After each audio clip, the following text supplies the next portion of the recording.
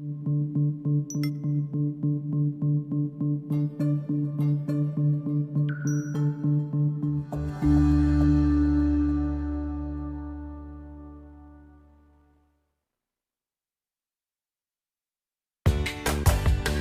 to our podcast, Doing It Right. This podcast reveals authentic stories from successful leaders doing it right. It's about their journey to become a leader, their choices, motivations, and lessons. In essence, how they built successful personal brands. Your host is Valerie Sokolosky, author of 8 leadership books and nationally known as an authority on executive presence and personal branding. Let's get started. Here's Valerie.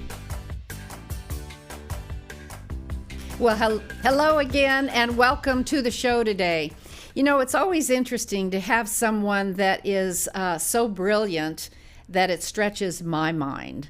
And I have someone on the show today that not only is a leader herself, she's a very educated leader with a PhD. She has a leadership role at Harvard Business School. Need I say more? So I hope my questions are deep enough, but simple answers so that we understand. Let me tell you a little bit about Dr. Shelette Stewart. She is a graduate of Harvard University with a lot of experience in corporations and currently serves, as I said, in a leadership role at Harvard Business School. She's an international speaker. She's an author of a book called Revelations in Business, which she'll talk about. And she has her own company as well, Stewart Consulting. So this show, I'm sure those of you who are listening will have questions for someone of this stature. I certainly do. So let's get started. I encourage you, please, to put things in the chat box. My producer, Derek, will be watching and we'll answer them as we go. And after the fact, if you have questions you have for Dr. Stewart, you can email her and we'll put her credentials up and how you can reach her at the end of the show. So, may I just call you Shelette? Absolutely, Valerie. And I'm delighted to be with you today. Thank you for the opportunity. Thank you, Shelette. All right, well, let's get going. I would love to talk about just specifically your role now in what you're doing at Harvard Business School. Can you explain it to us, what you're doing?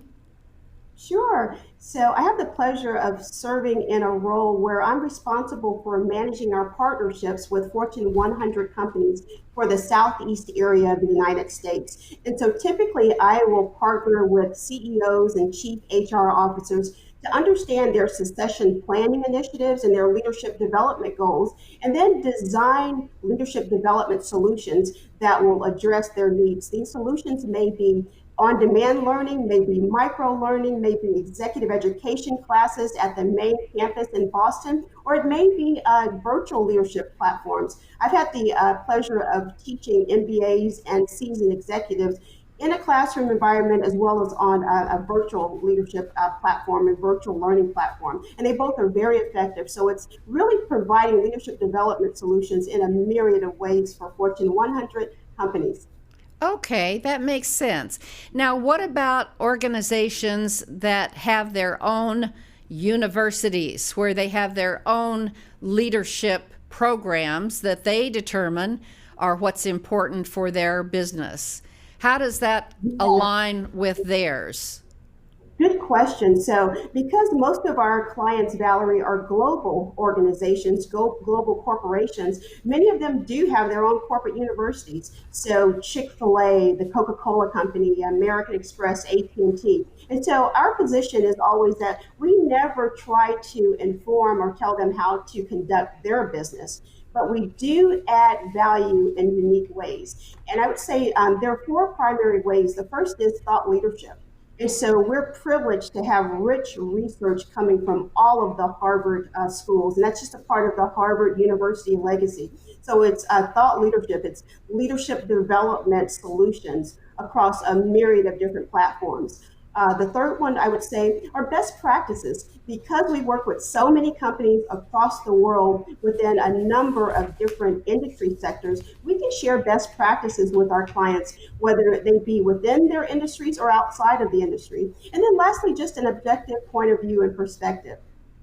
Okay, very clear. Thank you for that. Well, then let's get going. I've got some questions that I think my listeners would be interested in knowing too.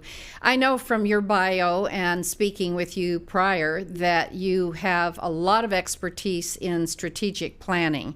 So my question to you is, in today's world, which is ever changing, how difficult is it for leaders to align execution with strategy? In other words, it's one thing to come up with a strategy, which, by the way, probably now is changing ever so fast.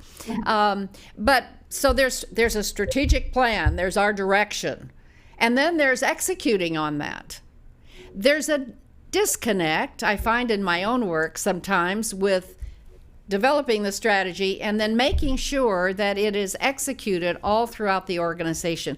So what would you say is, if you were advising a CEO or a leader at any level, to make sure that execution is happening? That's such a great question, Valerie. Through my consultancy, through Stewart Consulting, I have the pleasure and opportunity of working with so many companies and nonprofits around the world, in India and China, and of course here in the United States. And that's always a challenge. It's actually the business case for having a solid business plan in place, because you need a blueprint. An organization needs a blueprint to connect strategy with execution. And so I work with a number of organizations. My approach is very innovative. It's really strategic business planning, but based on biblical principles. And so a lot of that is coming from my book, Revelations in Business. So I do quite a bit of work with Christian nonprofits and Christian organizations, but the principles of strategic planning are still the same.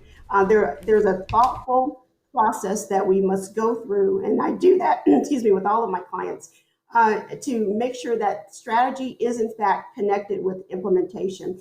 And so many people will overlook, Valerie, the notion of evaluation and assessment. That's absolutely important as well. So taking it a little bit deeper and in a different direction, Shelette, one of the findings that I see in companies is that there's alignment easily with executing. A leader can rely on their boss, on their direct reports. Where the disconnect seems to happen is across departmental lines. And how would you advise a leader to ensure that it is not only coming up, down, but it is coming sideways, perpendicular, in all directions, and that those people are brought in a way that they understand what the strategy is and how to execute? Absolutely. That's critical. When I'm partnering with my clients, it's imperative that we take a holistic approach to strategic business planning. It's imperative that we take an integrated approach. And what I mean by that, Valerie, is typically when I'm partnering with my clients through Stewart Consulting, it's not just with the CEO or just with the C-suite. It's also with the entire leadership team. So a broader team of key functional leaders. So it's bringing in the perspective from marketing, from finance, from operations, and even bringing in the perspective, Valerie, from key clients and customers. So it's important that that perspective and the process is not just insular and just focused on the internal organization, but it's also important to bring in the perspectives from clients and customers, because ultimately that is why we are in business, is to serve our clients and our clientele. Okay. I have a workshop that I call Managing Sideways to Influence Your Scope of Reach. And it's interesting when I ask a leader, what is your scope of reach? They're not quite sure what I mean, but that's exactly what I mean. As a leader at any level in an organization, where are all those touch points? So a tip from me to add to what you said is to maybe make a list of, if it's a circle, if there's a circle and you're in the middle of that circle, and then draw a bigger circle around that with spokes.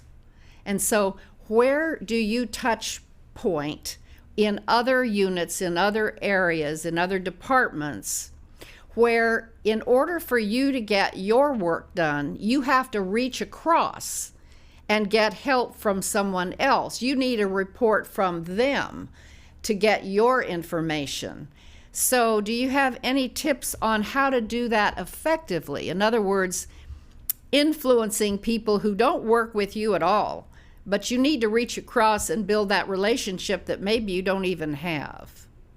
Absolutely. It's definitely critical. So critical that I devoted one of the chapters in my book, Revelations of Business, Connecting Your Business Plan with God's Purpose and Plan for Your Life, to this whole notion. The chapter is the Divine Operations Plan. And in that chapter, Valerie, I address what you were alluding to. It really is a certain degree of influence without authority. And so how do you influence your colleagues across the organizational lines and outside of specific silos in a very productive and constructive way? And so in Revelations in Business, I provide very practical tools, but also biblical insights and real life examples of how to do that in today's environment, whether it's influencing a colleague or influencing upward to the C-suite, or even influencing downward as you galvanize your teams around specific initiatives. Okay, so I would love for you to hold your book up, and could you give us one or two tips from the book on exactly what you just said? Sure. So this is a visual of Revelations in Business, connecting your business plans with God's purpose and plan for your life. I've been so blessed. The book has received a number of Christian literary awards. Again, it provides biblical principles, practical tools, and real life examples. And on the back of the book, you'll find the formal endorsement from Dan Cathy, who many of your audience members will recognize as the chairman and CEO of Chick-fil-A. And so I always say, if you don't have a business plan, after reading Revelations of Business, you will, because each chapter is devoted to a key element of a business plan. And if you do have a business plan, it just helps you take your plan to a higher level of excellence because it's based on the sovereign word of God. So literally hundreds of biblical scriptures and references. So you are someone who has to go out there every day, Shelette, and influence people. How do you do that? Yeah. So for me, Valerie, my calling, if you will, is to take business to a higher level of excellence. And so it's really a Christian worldview approach. So even the way that I engage with my clients is really around integrating biblical insights into the strategic planning process. So that's why I have so many Christian companies and Christian nonprofits as clients. And so this whole notion of influence for me, Valerie, is a calling. It's a ministry. And so people understand and recognize that it's a greater purpose than just our business or just our family or just our communities. It really is about kingdom purpose. So the way that I influence is really by operating in my purpose, in my divine calling, and allowing the Lord to lead me in terms of opportunities and opening up new doors around the business and around the platform. So influence for me is really just operating and calling. Okay. Thank you for that. Let's get to communication, back to executing a strategy or a goal and so forth. Oftentimes, leaders know to communicate a lot. And we know from research that in times of change that we're all living in and will for a while, it takes a lot more communication. However, having said that, it isn't just about the amount of communication that one puts out. And yet that's what we measure. Well, oh my goodness, I will hear. I've had town halls every week. I've had emails go out regularly. In other words, I've sent it out, I've said it again. How many times do I have to say it?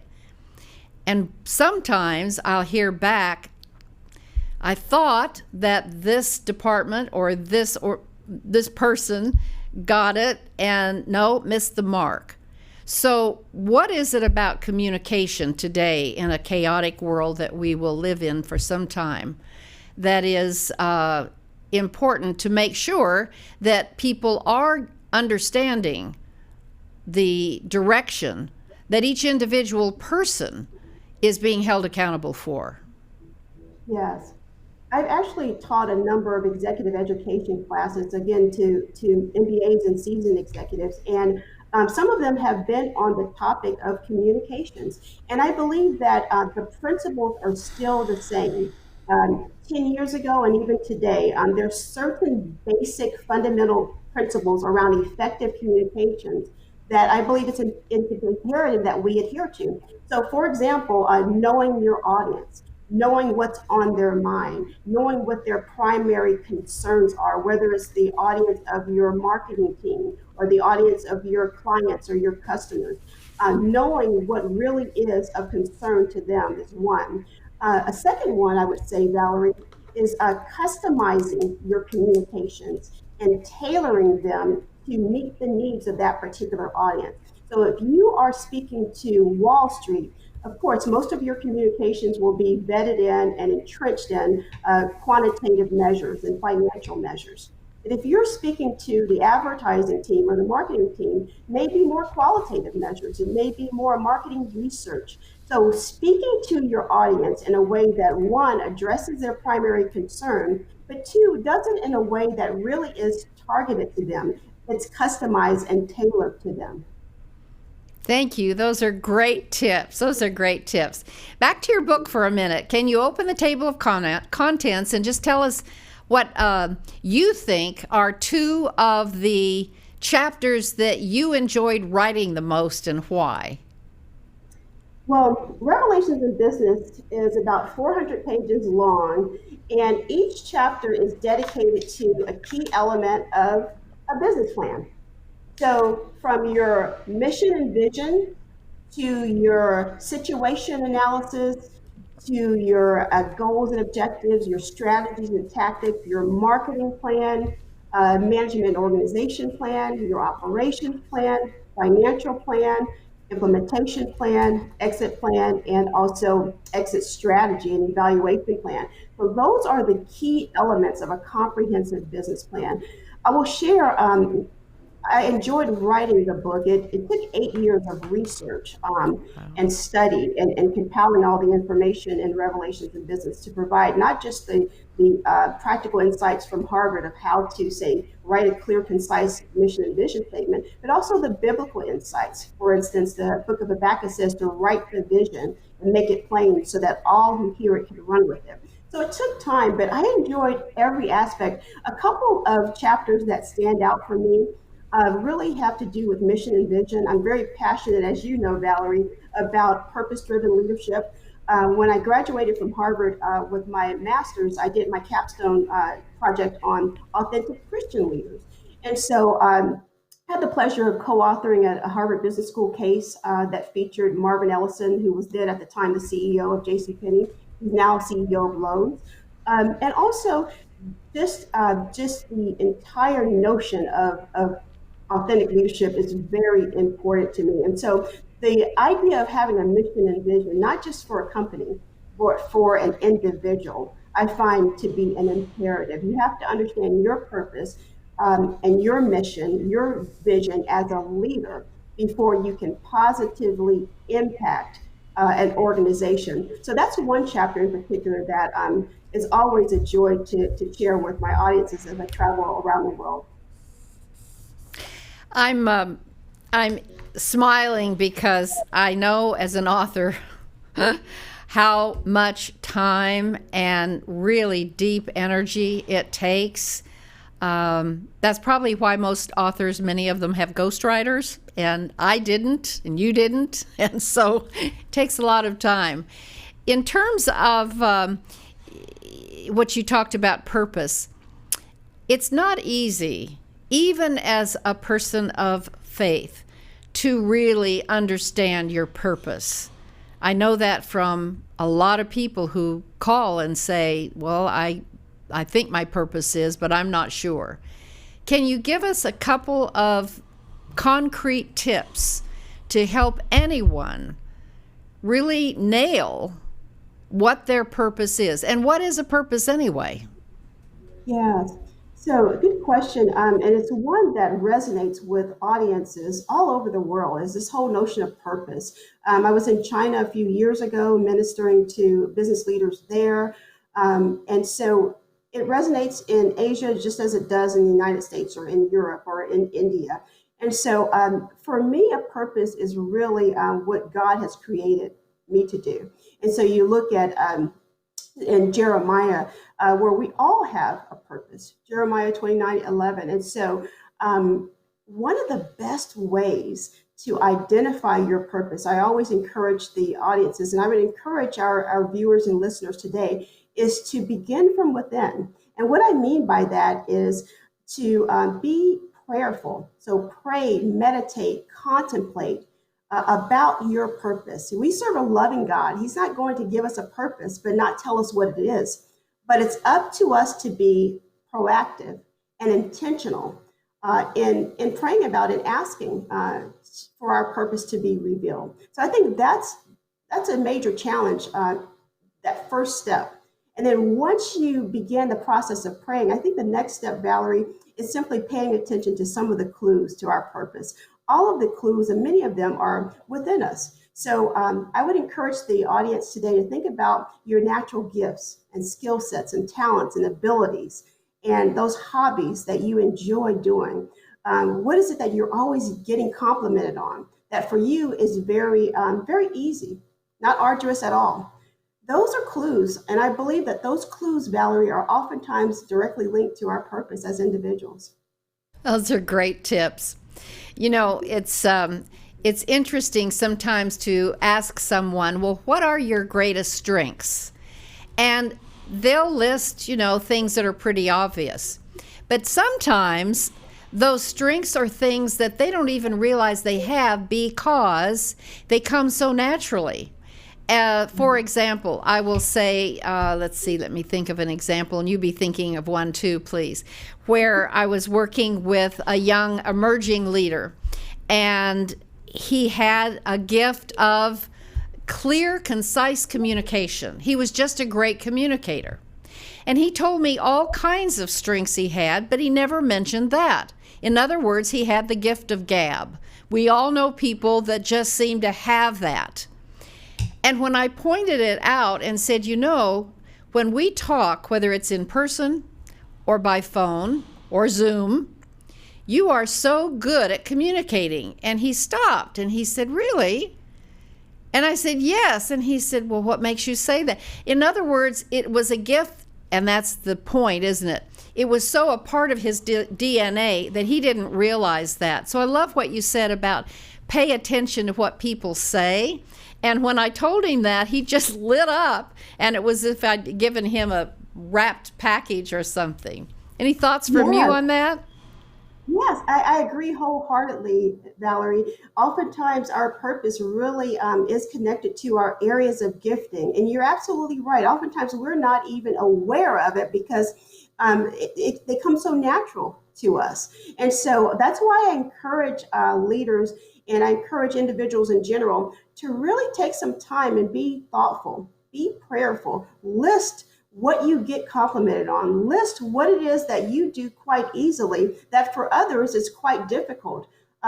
List what your passions are, list those activities that when you're immersed in, time just seems to fly by, because when you begin to commit pen to paper and actually make a list, you'll begin to see certain themes, and that will help you connect with your purpose and calling. That's great. Shelette, what surprises you the most in working today, both positively and negatively? What surprises you the most in how we go about doing what we do, wherever we are in whatever industry? Yes. I would say that one area that continues to surprise me, Valerie, and I'm not sure why this seems to be a challenge, even for our society, is this whole notion of really purpose-driven leadership and authentic leadership. Really operationalizing that in a very meaningful way within corporate America, within small businesses. I believe that it's so important for us to understand our purpose and calling first before we can facilitate the purpose and the mission and vision of a company. But what I'm finding across all industries, companies of all sizes is that there's very little rich conversation and little to no operationalization of really purpose-driven leadership training. And I believe that's why so many leaders are resonating with Revelations in Business and with Stewart Consulting and with even some of our purpose-driven classes at Harvard. There's a hunger for that, but I believe that we as a society need to be more intentional around that. Authentic leadership, and what does that mean? How do we educate a new generation to understand their purpose and connect with those companies that will help facilitate their purpose? I believe that will allow morale to increase, that allows engagement to increase. And you and I have heard the stories from Harvard, from Gallup studies that say that so many U.S. workers are disengaged. And that causes a decline in performance, productivity, and bottom line profitability. So I believe that if we can get focused more with the individuals and their purpose and then aligning to the correct organizations, then productivity will increase. Great information, Shelette. What bugs you? I would say actually it's somewhat related to that. It's this notion that we can't bring our spiritual selves to work in a very meaningful way, particularly in the United States. I think we have more work to do around that. And really, we spend quite a bit of time discussing the notion of diversity and inclusion. And I believe that we need to really expand that concept to include more spiritual diversity, more religious thought leadership, so that people can bring their whole selves to work. So it's not just their intellectual capacity, but their religious beliefs in a way that still honors the workplace. You know, the Bible says that we are to honor our employees. And so, again, being able to operationalize that in a way that makes sense for each company and each organization. So I think what really concerns me is the fact that I'm not seeing enough done in that area, enough progress, if you will. And I believe that we will get there. It just takes time. Well, being authentic is what you're talking about. Shelette, I always ask teachable points of view, your lessons learned. You've given us one, which you said, have a purpose, connect your purpose with what you're doing.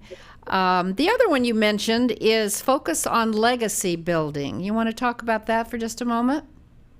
Sure. I have the pleasure of serving as the commencement speaker for Judson University later this year, and I'll be sharing insights around the importance of legacy. But I believe that it's imperative for us to be prayerful and thoughtful and intentional and strategic as we think about our legacy, because we will all leave a legacy.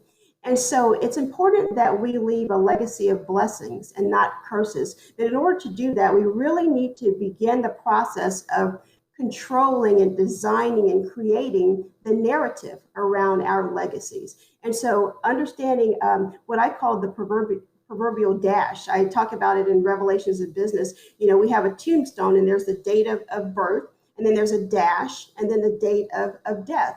And so the challenge becomes, how are you living your dash? How are you leaving a positive, lasting legacy in your family, in your community, and in the world? I love that. How are you living your dash? Shelette, this has been really great. How can people get in touch with you should they want to know more about you or the book? Oh, it has been wonderful. It's always a delight to share with you, Valerie, and congratulations on doing it right, the excellent platform that you have in place. It's really enhancing the lives of others. I would invite the audience to log on to SheletteStewart.com. They can email me through the website or just engage with me on all the different social media platforms. And Revelations in Business is available in Amazon or on Amazon and BarnesandNoble.com and wherever fine books are sold. That's great. Shelette, I wish you all the very best as you continue doing your work in your consulting company and at Harvard Business School. Thank you for being on today. Thank you for having me. Same to you, Valerie. You're welcome. Well, we've heard a lot about leadership. We've heard a lot about tips. I love the fact that she shared a lot of tips, and I'm sure your comments are probably coming or will come of other things. And Shelette promises me that whatever you post, she will answer. So please do that. And I invite you to get in touch with me. I want to hear what's important to you.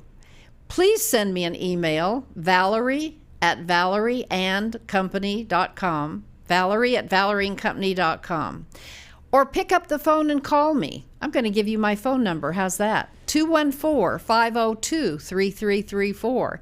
I'll pick up the phone and I'll answer. I want to be in touch with my friend fans, and that's who you are. You've given us this platform, and we really care about talking to you and what's challenging to you. So until next time, as Shelette said, stay authentic, be real, and come back next week. Bye for now.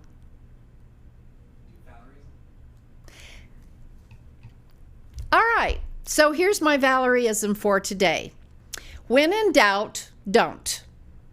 You can remember that. When in doubt, don't. And here's what I mean by that.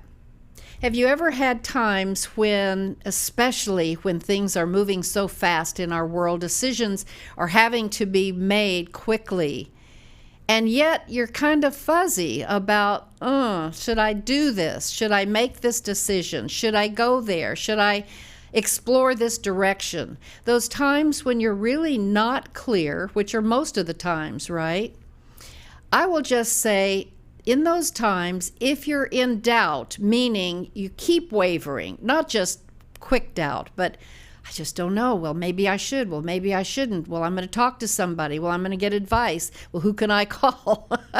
If you have enough doubts for enough period of time, there's something about that. It is saying to you, maybe don't. I've had times in my life when I wish I'd listened to what's called intuition, and men and women both have it. So get into your intuition during those times. Reflect, think about it. If you can't make the decision, don't.